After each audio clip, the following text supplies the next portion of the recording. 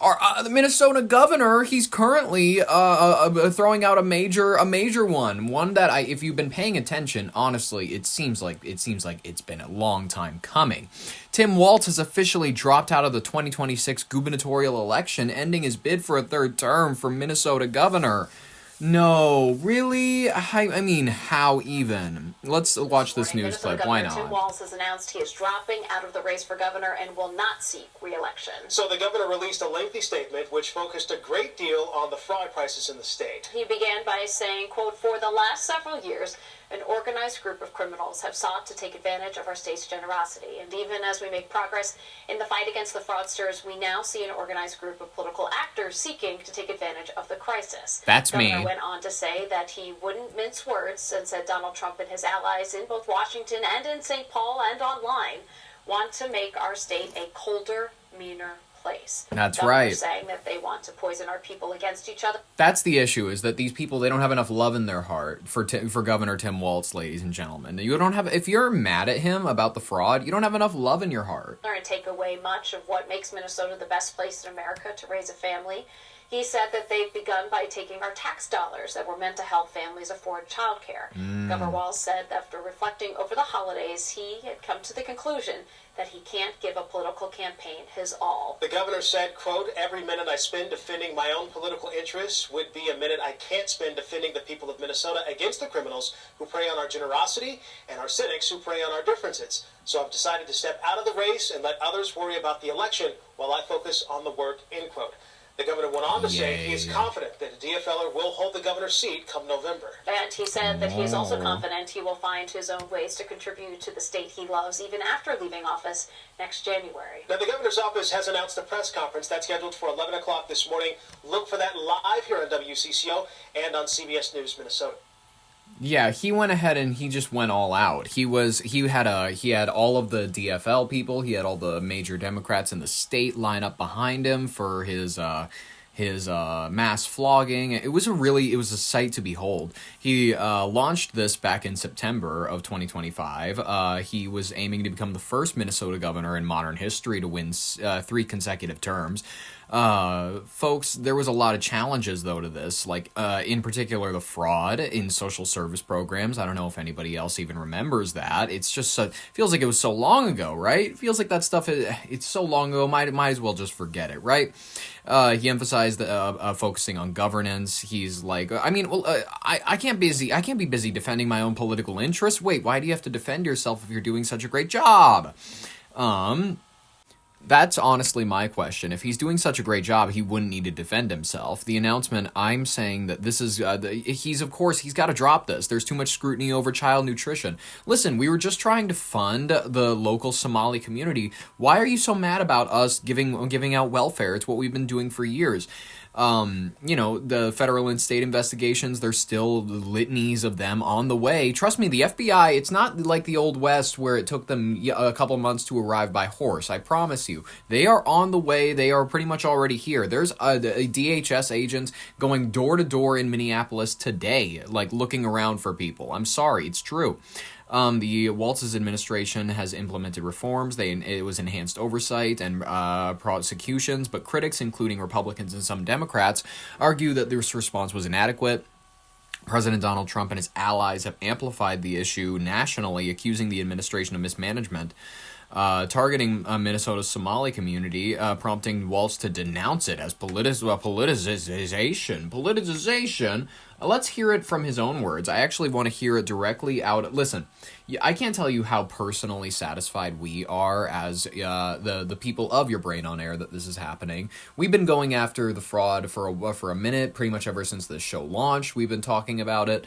It's been a great couple months, you know what I mean, of covering fraud. And then finally, there's some level of account. He's like, the buck stops with me. Let's hear it from this Nebraskan, not even a Minnesotan's words. I don't want you to be the governor of my state. Let's hear it. For the last several years, an organized group of criminals have sought to take advantage of this state's generosity.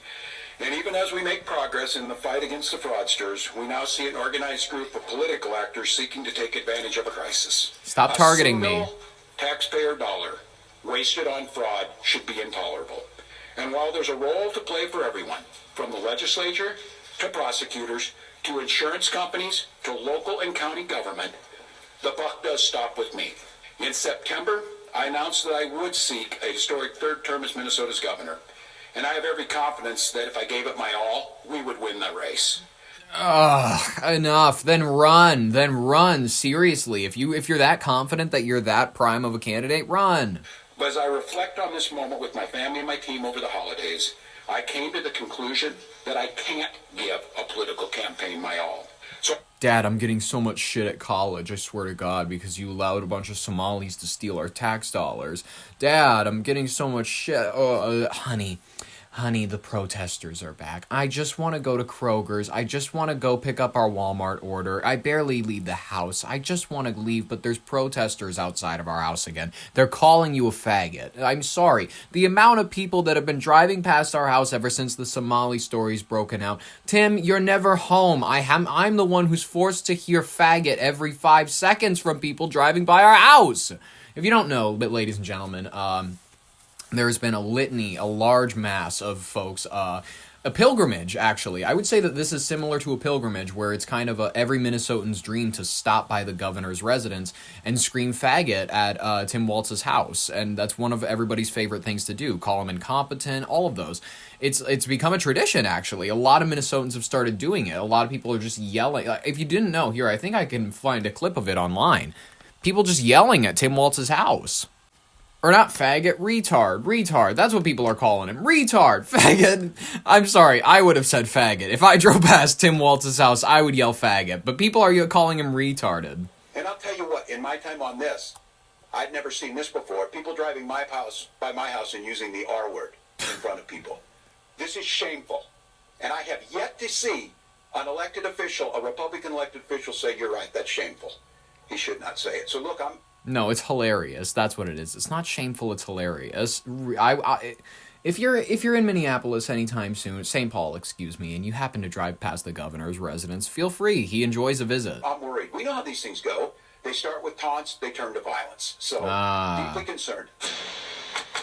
Okay, taunts, they turn to violence. Let's hear the rest of his concession speech, because that's what it is. It's a concession speech, making the way for people like Amy Klobuchar. I've decided to step out of this race, and I'll let others worry about the election while I focus on the work that's in front of me for the next year. Fuck you. Okay, that's enough. That's enough of your words.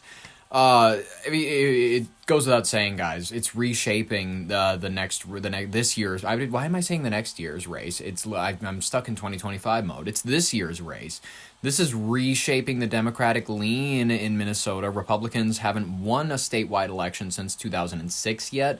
There's a strong GOP field. House Speaker Lisa Damuth, MyPillow CEO Mike Lindell, both friends of the show. They're viewing Walz's vulnerabilities as opening a door for them. You know what I mean? It's probably going to give a lot of opportunity for a couple more people that want to jump on the roster. Senator Amy Klobuchar, she's seriously considering a bid after meeting with Walz, according to inside sources, potentially positioning herself as a front runner. She expressed confidence in the Democratic success in the state. He plans to serve out the rest of his term, focusing on state issues. It's not going to be good. Listen, his legacy is trash. It's really bad. Everybody just remembers him as being goofy at state fairs and being selected as a really poor vice president candidate before tanking that election. So, yeah, Tim, I don't know what happened. I really don't know what happened. I grew up with you as this almost Johnny Appleseed mythical figure who gave kids free lunches or whatever. Like, apparently that was your only good quality, because that's the only good story I ever heard about you. Every person who's like, I like the governor, he gave kids still lunches. Every governor, I gave school lunches to kids or whatever. Who cares? I get that some kids' parents are too broke in order to not eat breakfast at school. That's how you knew, by the way. That's how you knew that some kid wasn't doing too well, is if they were eating breakfast at school. It's like, oh shit, you really don't have a lot at home in the pantry, do you? It's really nerve-wracking to be at that low estate eating whatever. Literally, it's rat food. It's whatever you can have at your feet.